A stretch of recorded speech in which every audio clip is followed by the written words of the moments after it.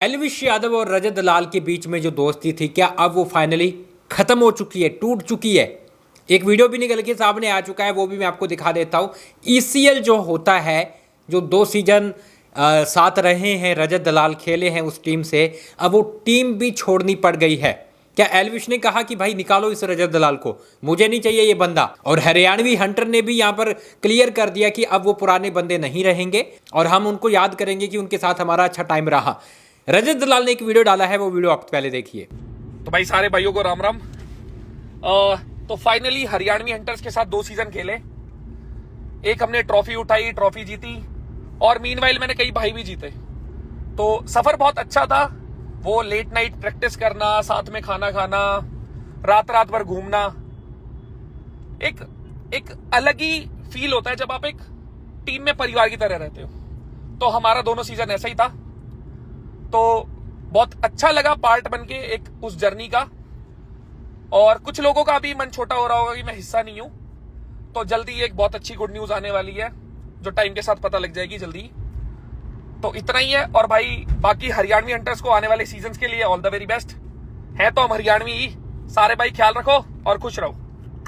तो देखा आपने, रजत दलाल ने भी कंफर्म कर दिया कि भाई मैं हरियाणवी हंटर है वो छोड़ चुका हूं और अब मैं उस टीम का हिस्सा नहीं रहूंगा। मैं उस टाइम को भी याद कर रहा हूं जब प्रैक्टिस करते थे, साथ में खेलते थे, साथ में खाना खाते थे। अब वो चीज़ें मुझे छोड़नी पड़ रही है, लेकिन हूँ हरियाणा से तो कभी नहीं भूल पाऊंगा वो चीज़ें सब सारी। तो यहाँ पर रजत दलाल ने क्लियर कर दिया है और ये भी बोल दिया है कि दिल मत दुखाइएगा क्योंकि मैं वापस आने वाला हूँ किसी बड़े सरप्राइज के साथ। मतलब साफ है कि वो एक नई टीम के साथ आने वाले हैं। मतलब क्या है, क्या यहाँ पर इन दोनों की दोस्ती टूट गई? अब चीज़ें तो बहुत सारी सामने निकल के आ रही है कि भैया एल्विश और रजत में अब वो वाली बात नहीं रही। ये जो प्रिंस वाला जो मामला हुआ है, तब से एल्विश ने भी साथ छोड़ दिया क्योंकि तब रजत दलाल ने बोला कि भाई ऐसा है कि तुम अपनी कंट्रोवर्सी खुद संभालो, मुझे कुछ लेना देना नहीं है, मैं बीच में नहीं आऊँगा, मैं कहीं जूते मारने नहीं गया था, मैं सब सेटल करने गया था, लेकिन अगर तुम ये सब करना चाहते हो तो करो, मुझे कहीं नहीं जाना। तो जब से ये बात हुई उसके बाद से एल्विश के फैन रजत दलाल को गाली दे रहे थे, तब से कहीं ना कहीं मैटर बिगड़ा है और कहा जा रहा है कि रजत पीछे हटा और कहीं ना कहीं दोस्ती में दगाबाजी की है। उसके बाद से एल्विश भी अब पीछे हट चुका है और ये दोनों अलग अलग हो गए हैं।